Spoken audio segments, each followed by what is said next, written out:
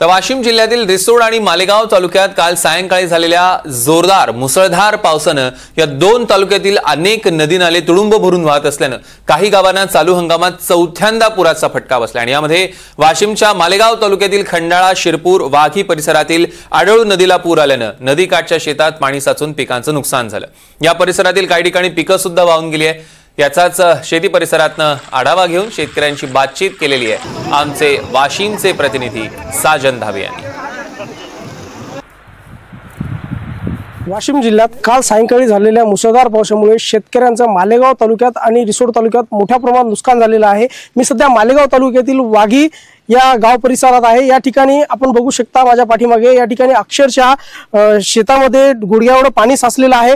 या ठिकाणी शेतामध्ये हळद असेल, सोयाबीन असेल या पिकाचं देखील मोठ्या प्रमाणात नुकसान झालेलं आहे। याच ठिकाणी बाजूवर या शेताच्या बाजूने आडोळ नदी गेलेली आहे। आडोळ नदीचं जे पाणी आहे ते संपूर्ण पाणी या शेतामध्ये गेलेलं आहे, शेतामधून गेलेलं आहे आणि शेताचं या ठिकाणी पाणी साचून मोठ्या प्रमाणात नुकसान झालेलं आहे।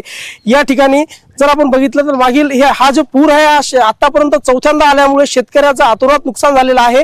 आपल्यासोबत या ठिकाणी बोलण्यासाठी काही या परिसरातील शेतकरी देखील आहेत, आपण त्यांना विचारणार आहोत। दादा मला सांगा, आतापर्यंत तुम्ही काय नुकसान झालेलं आहे? आता सध्या मुसळधार पाऊस आलेला आहे, काल मुसळधार पाऊस झाला त्याच्यामुळे शेतातून पूर्ण पाणी गेलेलं आहे। पूर परिस्थिती असल्यामुळे सोयाबीन खराब झाली, हळद खराब झाली।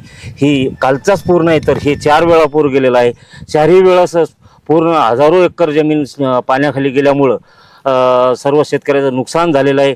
शेतकऱ्याची एवढीच मागणी आहे प्रशासनाने सरकारकडे की बुवा तात्काळ पंचनामे करून शेतकऱ्याला याचा मोबदला मिळण्यात यावा अशी आमची पूर्ण शेतकऱ्याची विनंती आहे। घुमणी आळी पण आहे, त्याच्याबरोबर हे पण खूप मोठं नुकसान झालं। शेतकरी खूप त्रस्त झालेला आहे। आता काय करावं शेतकऱ्याला काही सुचेना, पण प्रशासनानं या गोष्टीकडे लक्ष देऊन याचे त्वरित पंचनामे करून लवकरात लवकर शेतकऱ्याला मदत द्यावी हीच शेतकऱ्याची विनंती। आतापर्यंत तुमच्या गावात किती जे नुकसान झालेलं आहे ते किती लोकांचं नुकसान झालेलं आहे? सर आमच्या इथं जवळपास 70% लोकांचं नुकसान झालेलं आहे। 30% काहीतरी ते पण त्याचं पण नुकसान आहे, पण थोडंफार बरं आहे। 30% 70% जवळपास 70% जे शेतकरी यायचं 100% नुकसान झालेलं आहे आणि जे 30% राहिले ते त्याचं जवळपास 60% नुकसान झालेलं आहे।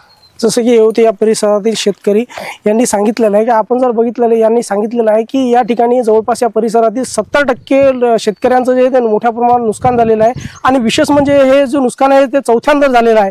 त्यामुळं प्रशासनानं या शेतकऱ्यांना आर्थिक मदत जी आहे ते तात्काळ करावी अशी मागणी जी आहे ती या शेतकऱ्यांनी केलेली आहे। साजन धाबे, NDTV मराठी, वाशिम।